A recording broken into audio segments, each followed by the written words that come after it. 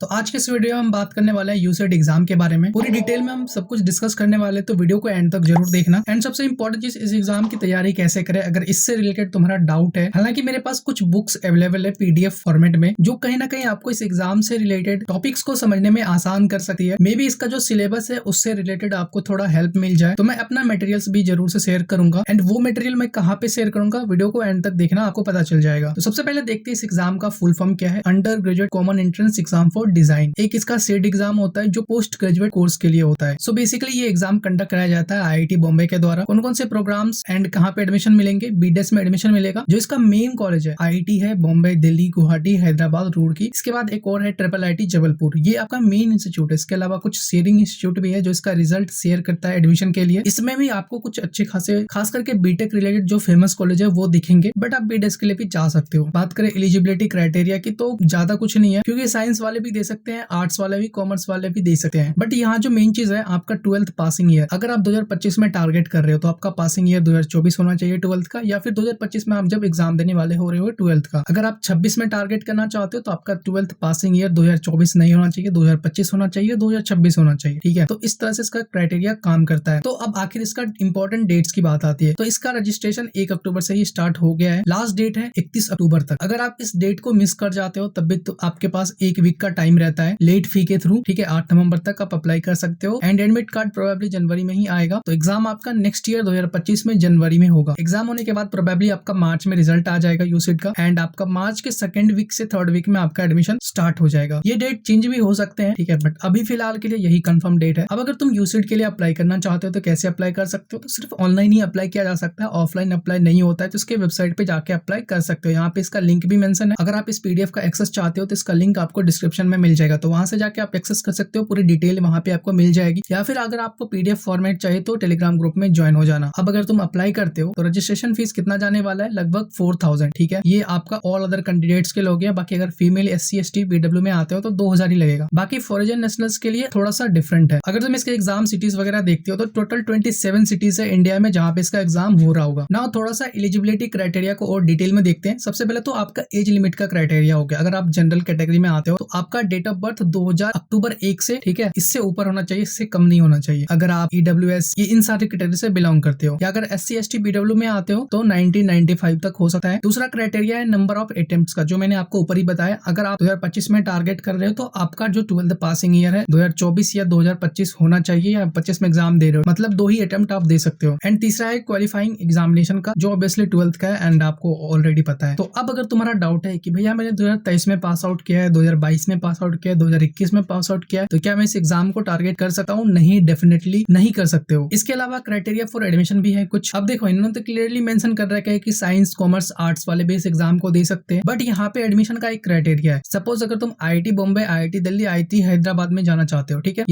ये तीनों IIT में जाना चाहते हो, तो सारे स्ट्रीम के लिए ओपन है, like science, commerce, arts and humanities. बाकी अगर तुम IIT गुवाहाटी या रुड़की में जाना चाहते हो तो सिर्फ साइंस स्ट्रीम वालों के लिए है, लाइक PCM, ठीक है, बायो भी नहीं होना चाहिए। इसके बाद आपका एक और कॉलेज आता है ट्रिपल आईटी जबलपुर। यहाँ भी सिर्फ साइंस स्ट्रीम वाले ही जा सकते हैं, मतलब आपका जो कॉमर्स, आर्ट्स एंड ह्यूमैनिटीज है ये सारे स्टूडेंट एलिजिबल नहीं है। ठीक है, नेक्स्ट आता है IIT दिल्ली, जहाँ पे आपको बीटेक इन डिजाइन वाला कोर्स भी देखने को मिलेगा। ठीक है, बट यहाँ पे एडमिशन आपको JEE एडवांस के रैंक के थ्रू भी मिल सकता है, एंड आपका यूसेट क्वालिफिकेशन तो रिक्वायर्ड ही है। ठीक है, तो अगर इन दोनों में से कोई एक रैंक भी है तब IIT दिल्ली के बीटेक इन डिजाइन वाले कोर्स में भी जा सकते हो। तो अब आखिर मेन सवाल आता है सिलेबस। आखिर यूसेट का सिलेबस क्या रहने वाला है? सबसे पहले तो इसका एग्जाम पैटर्न समझो, 2 पार्ट में रहेगा, part A and part B. Part A में बेसिकली आपका इन सारे टॉपिक से क्वेश्चन रहने वाले हैं। जरूरी नहीं है कि ये सारे टॉपिक एक ही बार क्वेश्चन में पूछे जाएंगे। ठीक है, हो सकता है इस साल इससे आगे क्वेश्चन, नेक्स्ट ईयर दूसरे टॉपिक से क्वेश्चन आगे, तो इस तरह से यहाँ का रहने वाला है। इसके बाद पार्ट बी है, जिसमें आपका सबसे मेन इंपॉर्टेंट टॉपिक्स है ड्राइंग और डिजाइन एप्टीट्यूड। ये काफी ज्यादा इंपॉर्टेंट है। अब थोड़ा सा क्वेश्चन पेपर का स्ट्रक्चर भी समझ लेते हैं। ओवरऑल आपका एक ही पेपर रहने वाला है, ठीक है, जो टोटल 3 घंटे का होगा। क्वेश्चन पेपर ऑब्वियसली सिर्फ इंग्लिश में होगा, टोटल 300 मार्क्स का। ठीक है, 2 पार्ट में क्वेश्चन होंगे, part A and part B, दोनों ही कंपलसरी होंगे। बाकी आप यहाँ से मार्किंग स्कीम समझ सकते हो। पार्ट ए का जो 2 घंटे का रहने वाला है, ठीक है, जिसमें आपके 3 टाइप के सेक्शन होंगे क्वेश्चन के। ठीक है, MSQ एंड MCQ में आपका नेगेटिव मार्किंग हो रहा होगा, बाकी में नहीं हो रहा होगा, जो 200 मार्क्स का होगा। ठीक है, इसके बाद आता है पार्ट बी। पार्ट बी 1 घंटे का होगा, ठीक है, जिसमें आपका एक स्केचिंग होगा एंड एक डिजाइन एप्टीट्यूड का होगा। एक ही क्वेश्चन होगा 50-50 मार्क्स का। ठीक है, तो सबसे ज्यादा इंपॉर्टेंट यही चीज है। बाकी यहाँ पे पार्ट ए में आपका 57 क्वेश्चन आने वाला है, लेकिन पार्ट बी में आपका 2 ही क्वेश्चन रहेगा, लेकिन बहुत ही खतरनाक खतरनाक क्वेश्चन रहते हैं, ठीक है। बेसिकली आपकी क्रिटिकल थिंकिंग पे डिपेंड करता है, आप कितने मतलब इमेजिनेशन कर सकते हो, किस तरह से आप सोच सकते हो, उस पर डिपेंड करता है। तो अब आखिर में इस एग्जाम की तैयारी कैसे करें? सबसे पहले तो आपके इसके ही वेबसाइट पर PYQs मिल जाएंगे। वैसे भी मैंने यहाँ पे इसका लिंक मेंशन कर दिया है जहाँ से आप क्वेश्चन पेपर डाउनलोड कर सकते हो। बट अगर आपको डाउनलोड में प्रॉब्लम आ रही है, ठीक है, तो आप हमें कमेंट में बता सकते हो, मैं टेलीग्राम ग्रुप में अपलोड कर दूंगा, ठीक है। देखो, इस एग्जाम को क्रैक करने का ना कुछ चीजें हैं जो आपको हमेशा ध्यान में रखनी है। सबसे पहले तो इसका सिलेबस, एग्जाम पैटर्न, तुम इसके पहले 10 साल के जो भी प्रीवियस ईयर क्वेश्चन है उसको डाउनलोड करो एंड उसको समझो एक बार, किस तरह के क्वेश्चन पूछे जा रहे हैं, किस टॉपिक से आ रहे हैं, ठीक है। अगर तुम्हारे पास ये सारी चीजें नहीं है, तुम अगर सेल्फ स्टडी करना चाहते हो तो थोड़ा सा मेहनत करना पड़ेगा। सबसे पहले तो तुम्हें सिलेबस, एग्जाम पैटर्न को समझना होगा, देन तुम्हें एक उसके अकॉर्डिंग स्टडी प्लान बनाना होगा। अभी अक्टूबर चल रहा है तो अब तुम्हारे पास टाइम है, नवंबर, दिसंबर, अक्टूबर पूरा टाइम है। जनवरी में 19 जनवरी को एग्जाम हो रहा होगा तो लगभग आधा जनवरी का टाइम है। सो कुल मिला के 3 महीने से ऊपर का टाइम है, ठीक है, 3.5 महीना आप समझ लो। तो उसके अकॉर्डिंग आप कर सकते हो। ऑब्वियसली आपको PYQs भी अच्छे तरीके से करना है, ठीक है। इसका आंसर की भी आपको उसी के वेबसाइट पे मिल जाएगा। अगर आपसे क्वेश्चन नहीं बन रहे हैं तो आप इसके आंसर की भी देख सकते हो। आंसर की देखने के बाद आप अपना अप्रोच लगा सकते हो। एंड बेस्ट तरीका मैं बताता हूँ, जैसे कि कोई क्वेश्चन है, आज के टाइम पे तुम ChatGPT का भी मदद ले सकते हो। तो उस क्वेश्चन का स्क्रीनशॉट लो एंड थोड़ा सा अच्छा प्रॉम्प्ट डाल के तुम ChatGPT से पूछ सकते हो। तुम सॉल्यूशन मत पूछो, ठीक है, उसका अप्रोच पूछो। अगर कोई क्वेश्चन समझ में नहीं आ रहा तो अप्रोच पूछो ChatGPT से कि यार हम इसको कैसे सॉल्व कर सकते हैं, ये हमें बता दो। तो वो जो स्टेप बाय स्टेप तुम्हें प्रोसेस बताएगा, तुम उससे खुद से सॉल्व करने का ट्राई करो। अगर उससे सॉल्व नहीं हो रहा है तो तुम फिर अपना मतलब सॉल्यूशन कहीं भी ढूंढ सकते हो इंटरनेट पे, या फिर तुम ChatGPT से भी पूछ सकते हो। तो सबसे पहले तुम ये चीजें हमेशा माइंड में रखो कि तुम्हें खुद से अप्रोच लगाना है। जब तक तुम खुद अपने दिमाग से नहीं सोच पाओगे तो इस एग्जाम को क्रैक करना थोड़ा सा डिफिकल्ट रहेगा तुम्हारे लिए, क्योंकि डिजाइन पूरी तरह हमारे इमेजिनेशन पे है, हम किस तरह से सोच पाते हैं। बाकी टाइम टेबल की बात है, वो आप अपने टाइम के अकॉर्डिंग एडजस्ट कर सकते हो। थोड़ा सा कॉन्फिडेंस देखो, स्टार्टिंग में क्या होगा कि तुमसे क्वेश्चन सॉल्व नहीं होंगे तो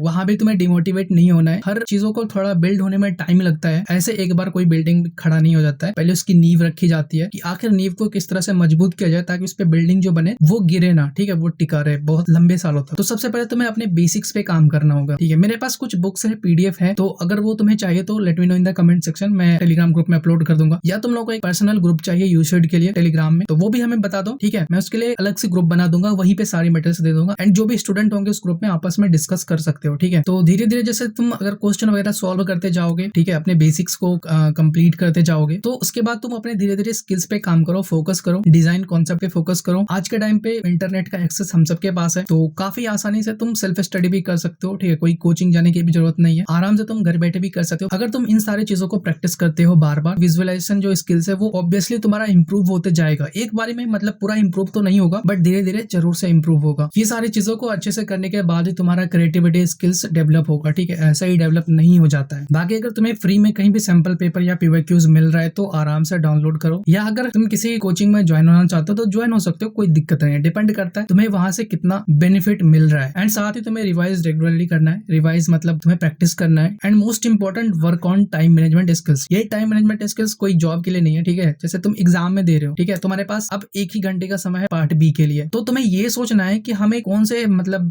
कौन से सेक्शन पे कितना टाइम देना चाहिए, कौन सा सेक्शन पे कम टाइम में सॉल्व हो जाएगा। तो इस तरह से तुम्हें थिंक करना होगा, अपना टाइम मैनेजमेंट करना होगा एंड तुम्हें खुद से एनालाइज करना होगा कि मेरा किस सेक्शन में ज्यादा टाइम जा रहा है, कौन सा सेक्शन वीक है, तो उसके अकॉर्डिंग तुम अपना टाइम मैनेजमेंट कर सकते हो। बाकी यहाँ पे तुम सीट मैट्रिक्स वगैरह देख सकते हो, कौन से कॉलेज में कितना सीट है, ठीक है। जनरल के लिए टोटल 87 सीट्स है एंड बाकी टोटल 225 सीट्स है। इसके अलावा फीस स्ट्रक्चर की बात की जाए तो आखिर बीडेस का कितना फीस स्ट्रक्चर रहने वाला है IITs के अंदर। IITs के अंदर जनरली तुम 1.5 लाख टू 1.6 लाख के अप्रॉक्स समझो, ठीक है। इसमें हॉस्टल एंड मेस इंक्लूड नहीं है, तो अगर इसको इंक्लूड कर देगो तो वही 1.5 लाख या 1.6 लाख के समथिंग हो जाएगा पर सेमेस्टर का। एंड वही अगर ईयरली देखो तो 3.25 लाख के आसपास हो जाता है। तो मतलब तुम्हारा 13 से 14 लाख या फिर 12 लाख में भी हो जाएगा कुछ कॉलेज के अंदर। तो 12 से 14 लाख अप्रॉक्स लेके चलो, तुम्हारा टोटल फीस जाएगा बीडेस में, ठीक है। बाकी डिटेल में जानना चाहते हो तो यहाँ पे लिंक मेंशन है, आराम से देख सकते हो ना। एग्जाम के बाद जो आपका रिजल्ट आएगा इसमें भी आपका काउंसलिंग वगैरह होता है। टोटल 5 राउंड में काउंसलिंग होता है, सीट अलॉटमेंट वगैरह होता है, सेम लाइक जेई जोसा जैसे जोसा में होता है, CSAT में होता है। एंड जैसे यहाँ पे आपका सीट एक्सेप्ट होता है किसी भी कॉलेज में आपके रैंक के अकॉर्डिंग, आपके मार्क्स के अकॉर्डिंग, तो आपको 60,000 का सीट एक्सेप्टेंस पे करना होता है, फीस 60,000 का, ठीक है। General, AWS, OBC, NCL category के लिए। SC, ST, PW में आते हो तो 15,000 आपको पे करना होगा। ये आपको पे करना होगा। अगर आप ये पे नहीं कर पाते हैं तो आपकी सीट किसी और को दे दी जाएगी, ठीक है। बाकी ये काउंसलिंग की बात है वो आपको बाद में पता चल जाएगा किस तरह से होता है, ठीक है। अभी तो बस एग्जाम पे फोकस करो, किस तरह से क्रैक किया जा सकता है। जो सबसे मेन इंस्टीट्यूट है वो ये सारे हैं, IIT बॉम्बे, दिल्ली, गुवाहाटी, हैदराबाद, रुड़की, जबलपुर। बट इसके अलावा जो इसका शेयरिंग इंस्टीट्यूट है, यहाँ से आप देख सकते हो कौन कौन सारे इंस्टीट्यूट है, ठीक है। हर साल इंस्टीट्यूट की संख्या बढ़ती जा रही है ठीक है, क्योंकि यूसेट एग्जाम अब थोड़ा बहुत फेमस होने लगा है। जो सबसे इंपॉर्टेंट है यहाँ पे आप देख सकते हो ट्रिपल आईटी दिल्ली है, ठीक है, शिवनादर यूनिवर्सिटी, अलायंस है, एलपीयू यूनिवर्सिटी है। हालांकि 4-5 साल पहले एलपीयू उतना बेटर नहीं था, बट अभी इंप्रूव हो चुका होगा आई थिंक। इसके बाद एनएसयूटी है, ठीक है, बिट्स पिलानी है, ठीक है, बिट्स पिलानी में जा सकते हो। वीआईटी वेल्लोर वाला है कैंपस, ठीक है, मणिपाल है, डीटीयू है, यूपीएस है, ठीक है, तो इन सारे इंस्टीट्यूट में भी जा सकते हो, कोई दिक्कत नहीं है। सो आई होप आपका डाउट क्लियर हो गया होगा यूसेट से रिलेटेड। अगर अब भी कोई डाउट हो तो कमेंट में पूछ सकते हो। बाकी मेरे पास जो बुक्स है, ठीक है, कुछ स्टडी मटेरियल्स है, हालांकि वो यूसेट के लिए नहीं है बट वो डिजाइन के लिए, ठीक है, जैसे स्केचिंग वगैरह हो गया, कैसे हम डिजाइन करते हैं, या फिर तुम्हें ऐसे कुछ यूट्यूबर्स के नाम चाहिए तो वो भी हमें कमेंट में बता सकते हो। मैं हेल्प कर दूंगा कि कहां से तुम अपना स्केचिंग वगैरह सीख सकते हो, अपनी बेसिक अंडरस्टैंडिंग क्लियर कर सकते हो। सो आई होप ये वीडियो तुम्हारे लिए इन्फॉर्मेटिव हुआ होगा। बाकी मिलते हैं इस तरह के और भी नए इन्फॉर्मेटिव वीडियो के साथ, तब तक के लिए चैनल को सब्सक्राइब कर लो।